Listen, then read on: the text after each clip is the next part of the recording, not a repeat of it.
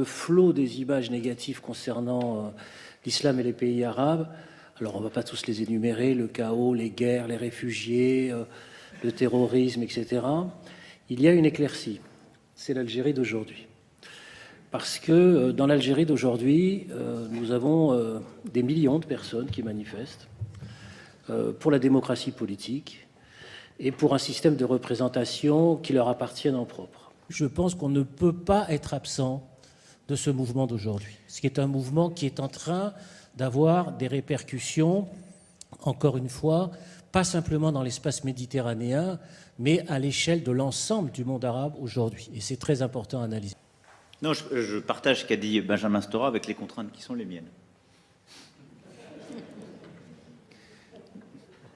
Donc je suis intellectuellement d'accord et politiquement placé dans une situation qui est différente. Et donc, parce que quelques commentaires que ce soit est perçu comme une immixtion. On peut enlever le micro. Donc, c'est la grande difficulté. Il y a des échanges qui sont constants pour essayer d'accompagner ce qui est une forme de transition des dirigeants. Mes homologues, de là où je suis, ce sont les dirigeants. Et je pense que si j'en venais à, en tout cas de là où je suis, d'où je parle, à choisir mes interlocuteurs dans l'opposition ou dans la rue, d'abord, je commettrais une erreur fondamentale vis-à-vis d'eux, c'est-à-dire que je les condamnerais au discrédit immédiat. Et je pense qu'on ouvrirait un débat qu'on connaît par cœur dans la relation franco-algérienne, qui est le débat de l'immixtion dans la politique, etc. Donc, je me suis tenu très à distance de ce sujet. Ça ne veut pas dire qu'il n'y a pas des échanges, en particulier avec ceux qui dirigent aujourd'hui l'Algérie, pour essayer de comprendre, d'accompagner et de faire passer des messages d'une transition. Mais je ne peux pas aller beaucoup plus loin sur ce sujet. Par contre, sur le deuxième sujet, la deuxième voie de passage, parce qu'il faut ouvrir des voies d'eau.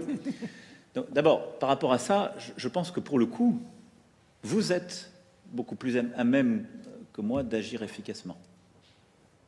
Qu'est-ce que vous voulez dire? C'est-à-dire que la société civile, l'académique, le monde intellectuel, l'Algérie est un pays jeune, où pendant trop d'années, moi je l'ai dit quand je me suis rendu en Algérie, on a considéré que l'avenir d'un jeune Algérien ou d'une jeune Algérienne qui voulait réussir, c'était venir faire ses études en France. Moi j'étais frappé même quand on offrait des programmes avec les ministres en Algérie, les gens disaient ça n'a pas l'air terrible. Et donc il y a quelque chose à faire avec les milieux académiques, scientifiques, intellectuels, et les échanges qu'il peut y avoir entre intellectuels. Ça, c'est quelque chose de très utile, et qui n'est, si je puis dire, pas entouré ou nimbé de soupçons.